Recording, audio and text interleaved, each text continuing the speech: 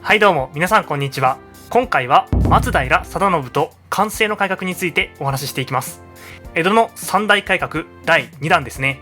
今回の動画構成としては、まず最初に松平定信とはどのような人物かという話をした後に、松平定信が行った寛政の改革を国内と国外の視点で見ていきます。そして最後に松平定信が解任された時の話をするという流れです。それではまず松平定信とはどのような人物かという話から始めていきましょう。1716年、紀州藩出身の徳川吉宗が将軍となりました。こうして徳川吉宗による享保の改革が行われたのですが、吉宗の息子である家重とその息子である家治の時代には、田沼意次が政治の実権を握る田沼時代が展開されたのです。順当にいけば次の将軍は徳川家治の子供である徳川家元ですが、家元が急死してしまったことにより後継者問題が発生します。このような時のために作られていたのが御三卿です。御三卿といえば一橋、田安、清水の3つの家です。一橋家と田安家は吉宗の息子が初代ですが、清水家は家重の息子が初代なので、田安家と一橋家は同格、清水家は格下という格付けがあります。このような格付けだったので、田安家と一橋家の間には競争意識があり、両者の間で将軍の後継者争いが行われました。この時の将軍候補は田安家の定信か一橋家の豊千代かといった状況で、定信は吉宗の孫、豊千代は吉宗のひ孫にあたりますので、血筋としては定信の方が吉宗に近かったのです。特に定信は子供の頃から学問、文学、芸能に通じており、並外れた才能を見せていたそうで、将軍として申し分のない人物でした。しかしここで動いたのが一橋治貞です。さて、この時代の黒幕的人物として知られる一橋治貞ですが、彼は裏で暗躍し、田安家の追い落としを始めたと言われています。一橋治貞は人脈を駆使して定信を白河藩に養子として出させ、息子である当時15歳の豊千代を将軍後継者としたのです。この豊千代こそが後の徳川家斉です。さて、将軍後継者は徳川家斉と決まりましたが、白河藩に出された田安定信がどうなったかを見ていきましょう。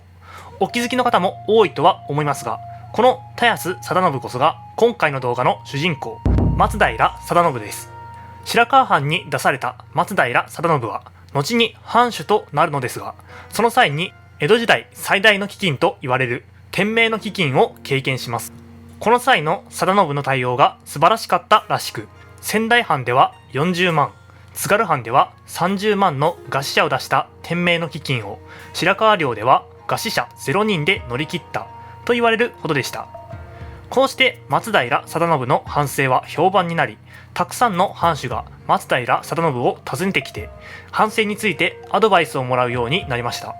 そのように政治について語り合う中で、当時幕府の政治を主導していた田沼意次を批判する反田沼派の結束を深めていったのです。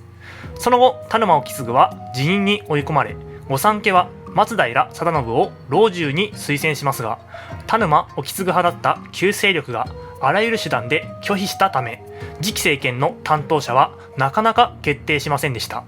こうして旧勢力と新勢力で政治的に対立をする時代が続いたのです。この政治的空白によって社会は混乱、物価は上昇し、日本全国で打ち壊しが発生したのです。もちろん打ち壊しは江戸でも発生しており、江戸は数日間秩序のない状態に陥りました。ここで出てきたのが一橋治貞です。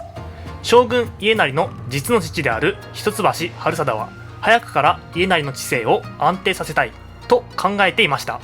治貞は打ち壊しに対応できなかったとして旧勢力である田沼派を排除。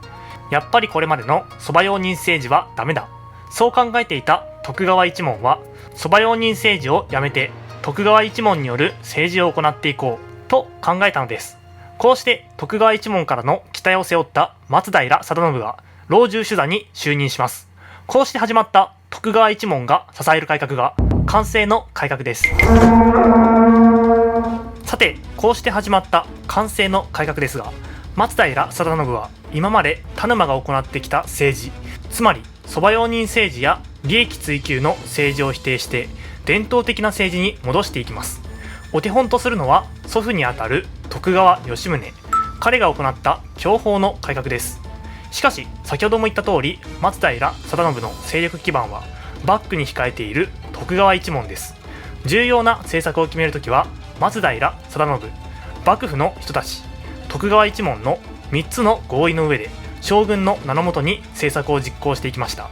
特に松平定信の中には打ち壊しによって江戸が無政府状態になった時の強烈な印象が焼き付いていました。なので寛政の改革ではその再発防止を目指したのです。こうして行われた政策が貧民救済、起源令、寛政医学の禁、蝦夷地開発といった政策です。順番に見ていきましょう。さて、一番最初にお話しする貧民救済についてですが、調べてみると打ち壊しに参加した人々の多くは貧しい人たちだったということが分かりました。貧しいと幕府に対して不満を持ち、米も買えないので打ち壊しに参加するという流れです。ということは極論を言えば、貧民がいなければ打ち壊しは発生しないということになります。しかし今の江戸には農村から出稼ぎに来ている農民や各地から流れ込んできた不老者がたくさんいました。松平定信はこのような貧民を助けるために石川島人足寄せ場というものを作り、貧民の職業訓練を行ったり、秩父積金令を出して非常事態に備えたり、江戸へ流入してきた人たちに対して経費給付を行って村へ帰るのを促したりしました。この発想は画期的で、これまでは年貢を奪われるだけだった民衆が税の対価として行政サービスを受けられるようになったという大きな変化がありました。次にお話しするのは起源令についてです。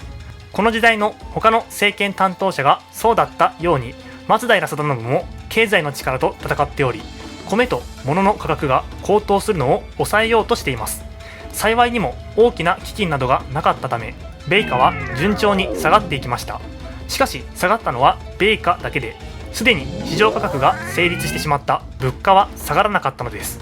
こうなると米で給料をもらう旗本や御家人といった武士たちは困ります。給料の価値が下がっていて物が買えないからです。そんな旗本御家人は生活が苦しくて借金まみれ。こうして旗本御家人の窮乏を救うために幕府が出したのが起源令でした。起源令は短くまとめると、札差に対する借金を帳消しにさせた法令と言えます。札差というのは江戸の豪商のことで、旗本御家人の給料である米をお金に変えていたのが札差です。旗本御家人たちはお金が足りなかったから札差から借金をしていたんですね。その借金が帳消しになったのです。また寛政の改革は学問の分野にも影響を与えています。寛政医学の禁についてです。松平定信自身が学者だったため、その影響を受けてのことでした。湯島聖堂は幕府直轄となり、昌平坂学問所と名前を変え、幕府で働けるような人材を育成していきました。そこで幕府は朱子学だけを講義研究せよ、他の学問を教えてはいけないという命令を出したのです。幕府としては幕府の学校にのみ適用される命令のつもりだったのですが、全国の藩校がこれに倣って朱子学以外の学問を禁止していきました。よって全国的に朱子学が勢力を取り戻したのです。さて最後にお話しするのが蝦夷地開発についてです。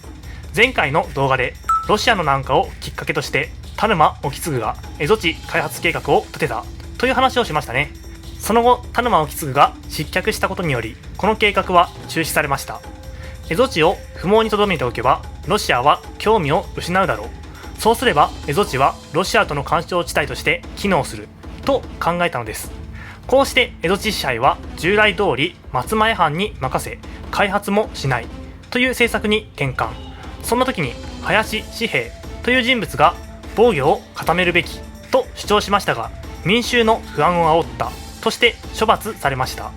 しかし皮肉なことにその数ヶ月後、実際にロシア人が蝦夷地にやってくるのです。ラクスマンです。ラクスマンというのは誰かというと、ロシアの軍人です。この頃ロシアには日本人の大黒屋幸太夫という船乗りがいました。彼は江戸へ向かう途中に船が難破してしまい、そのままロシアに漂流していたのです。なのでラクスマンは漂流した日本人を日本に送り返すという目的で根室へと到着したのでした。といってもそれは表向きの理由。本当の理由は日本と貿易を行いたい、そのために江戸へ向かい交渉したいと思っていたのです。これに松平定信はどう対応したかというと、漂流者を送り返してくれたことには礼を言う。しかし江戸に来てはいけない。貿易がしたいなら長崎へ行ってくれと伝えています。こうしてラクスマンはロシアへと帰国していったのでした。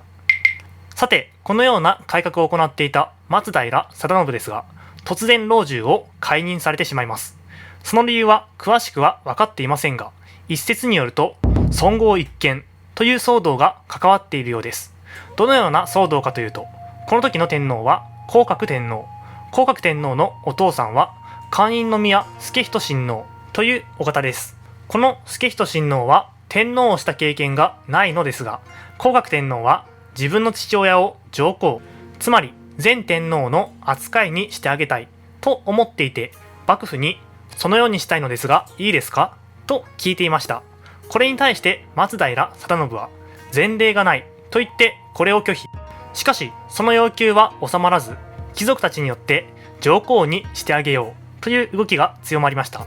すると定信はそのような公家たちを処罰したのです。ここまでなら問題なさそうですが、この後に問題になったのが、当時の将軍である徳川家斉も自分の父親を大御所、つまり前将軍の扱いにしてあげたいと思っていたことです。徳川家斉の父親は一橋治貞、将軍を経験したことがない人でした。松平定信は天皇に対して前例がないと断ったのなら、将軍に対しても同じように断らないといけません。こうして松平定信は一橋治貞や徳川家斉との間がうまくいかなくなったことによって6年ほどで失脚してしまったのでした。